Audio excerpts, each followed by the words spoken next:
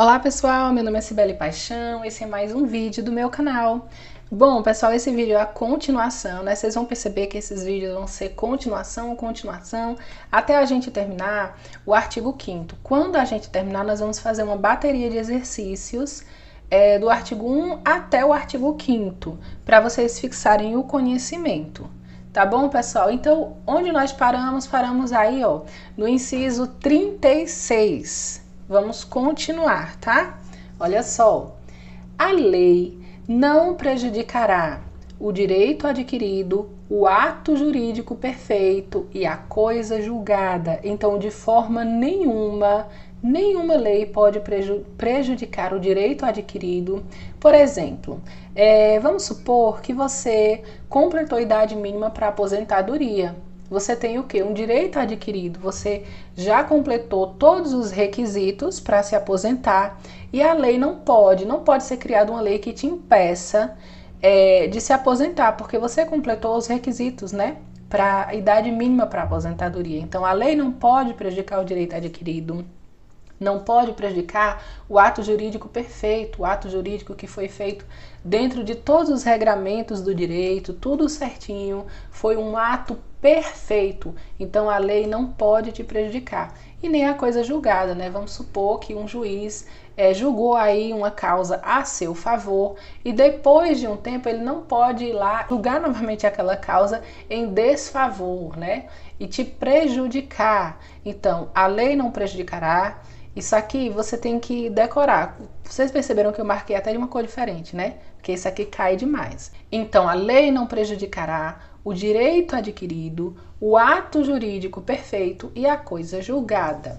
Não haverá juízo ou tribunal de exceção. Então, tanto o juiz quanto o tribunal, eles têm que ter existência prévia ao ato, né? Ao julgamento que chegou até eles.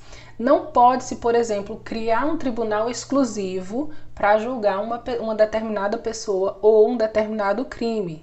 Ou chamar um juiz específico para julgar uma determinada pessoa, tá certo? Então, não haverá juízo ou tribunal de exceção. E é reconhecida a instituição do júri. Então, no Brasil, existe a instituição do júri. Ela tem a organização que a lei vai dar para ela. Existe uma lei específica que vai dizer como será feito o júri. Assegurados. Aí vamos ver o que é assegurado ao júri. A plenitude de defesa, o sigilo das votações. Então, vocês já assistiram filmes, né? Que tem júri popular, cada uma daquelas pessoas ali do júri, eles dão o seu voto e um não sabe qual foi o voto do outro. A soberania dos veredictos, então, quando o júri decide, pessoal, o juiz só confirma, certo?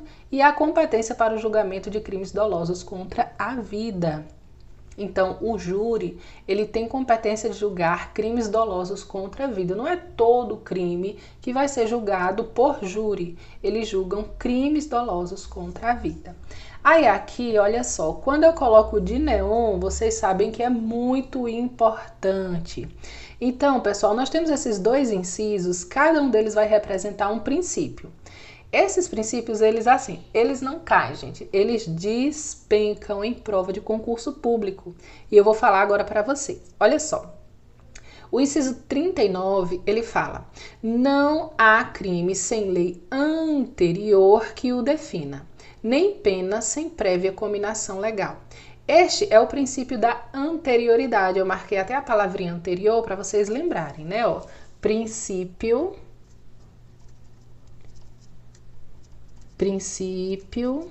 da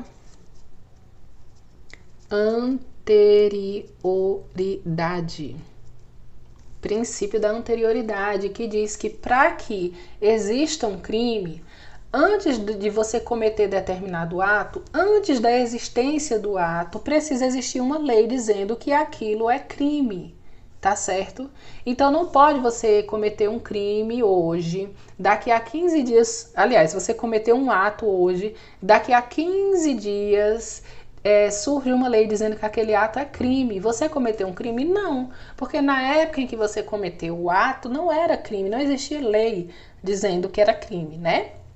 Então, esse é o princípio da anterioridade. Não há crime sem lei anterior que o defina como crime. E também não existe pena sem prévia cominação legal. A pena precisa existir antes do crime. Dizer, olha, tal coisa é crime e a pena é de, sei lá, 2 anos de cadeia, tá certo? E o inciso 40, ele fala que a lei penal não retroagirá. O que é retroagir? É voltar atrás. Então, a lei penal não pode retroagir, mas existe uma exceção. Qual é a exceção? Salvo se for para benefício do réu. Então, lembra no exemplo que eu falei para vocês? Você cometeu um crime hoje, e aí daqui a 15 dias surge uma lei dizendo... Aliás, você cometeu um ato hoje, daqui a 15 dias surge uma lei dizendo que aquilo ali é crime. A lei pode retroagir para te prejudicar? Não pode retroagir para te prejudicar. Mas existe uma exceção para benefício do réu. Então vamos supor que fulaninho de tal lá cometeu um crime e estava tudo certinho, já existia uma lei anterior que definia aquilo como crime, que definia a pena, estava tudo certo, era crime mesmo, ele cometeu o crime, certo? E aí daqui a 6 meses, quando aquele cara estava sendo julgado, surgiu uma nova lei modificando a pena, dizendo que a pena deixava de ser de 2 anos e meio para apenas 2 anos. Então essa lei pode retroagir? Pode, porque vai beneficiar o réu.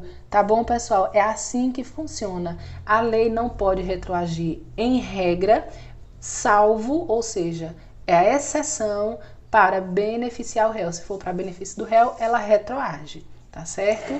Continuando.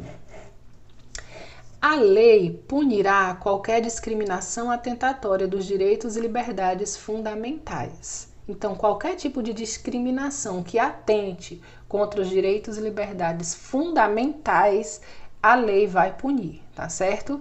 E a prática do racismo constitui crime inafiançável e imprescritível, sujeito à pena de reclusão nos termos da lei.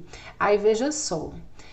Primeiro que vocês têm que lembrar que racismo é crime inafiançável e imprescritível, tá certo?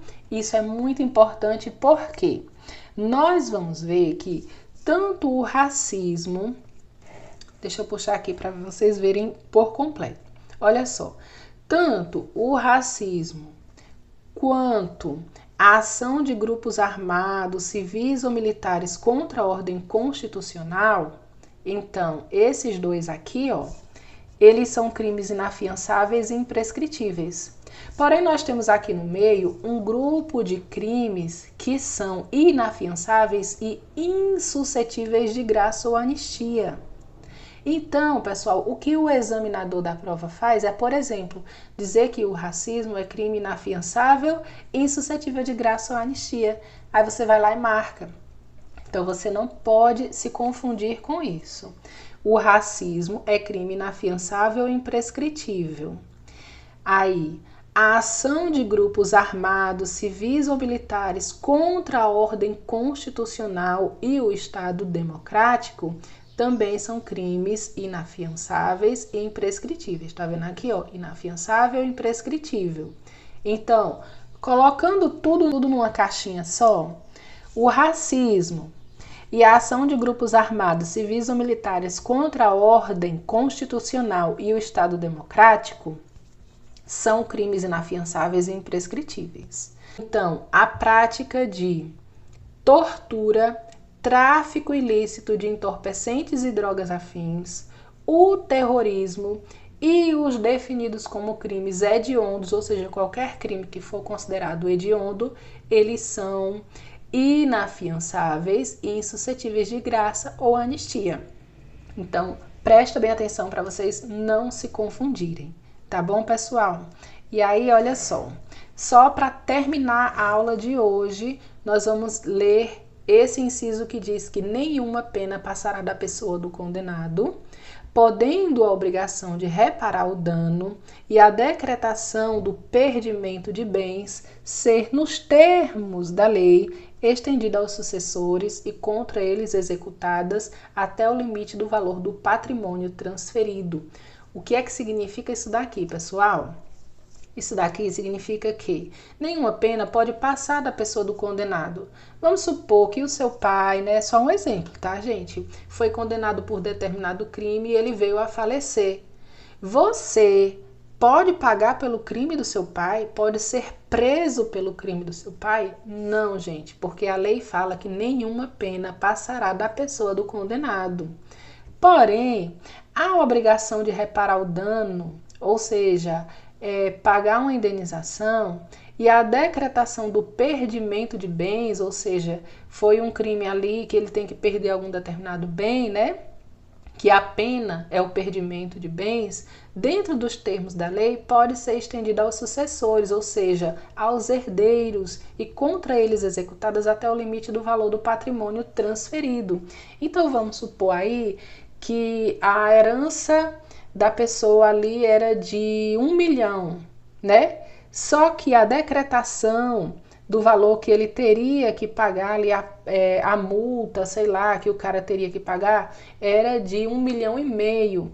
Então, vai ser decretado que seja retirado de você esse 1 milhão que seria de herança e você ainda vai ter que pagar mais 500 mil? Não, porque vai até o limite do valor do patrimônio transferido. Tá bom, pessoal?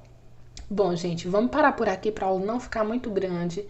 Não esquece de deixar o seu like, se inscrever no canal se você não é inscrito, tocar o sininho de notificações e comentar para mim o que você está achando das aulas, tá bom? E compartilha, gente, compartilha para esse canal crescer. Nós estamos em maio, esse é o mês do meu aniversário.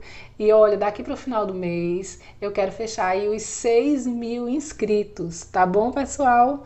É isso, esse foi mais um vídeo do canal, espero que vocês tenham gostado e até o próximo vídeo.